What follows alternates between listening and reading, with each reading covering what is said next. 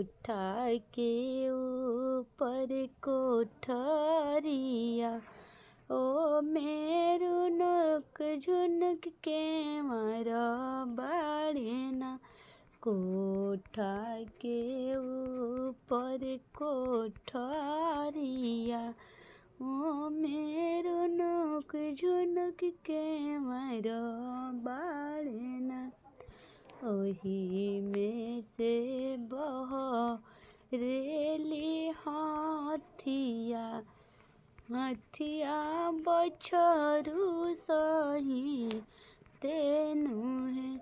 ओही में से बहरेली हाथिया, हाथिया बछरू सही तेनु है। जिधिया जे हऊँ दशरथ समधि, बछरू मांगेले दहे जानू है।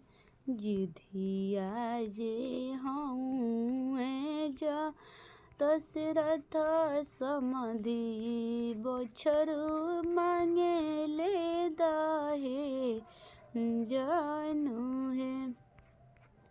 लहरी जे हऊँ जनक समधि, लहरी जे हऊँ जनक समधि, बछरू दिहले दहे जानू है। लहरी जे हऊँ जनक समधि, बछरू दिहले दहे जानू है। कोठा के ऊपर कोठरिया, ओ मेरू नक झुनक के मारा बाड़ेना। ओही में से बहरेली गैया, गैया बछरू समेतेनु है। ओही में से बहरेली गैया, गैया बछरू समेतेनु है।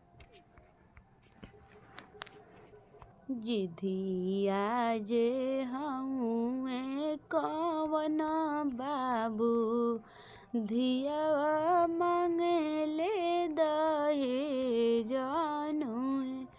जिधिया जे हऊँ कवन बाबू, धियावा मांगेले दहे जानू है। लहरी जे हई बेटी के आमा, धियावा देली अंगूरी धराइनु है।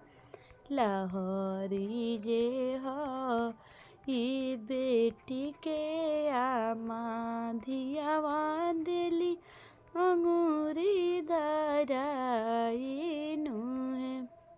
कोठा के ऊपर कोठरिया, ओ मेरू नक झुनक के मारा बाड़ेना।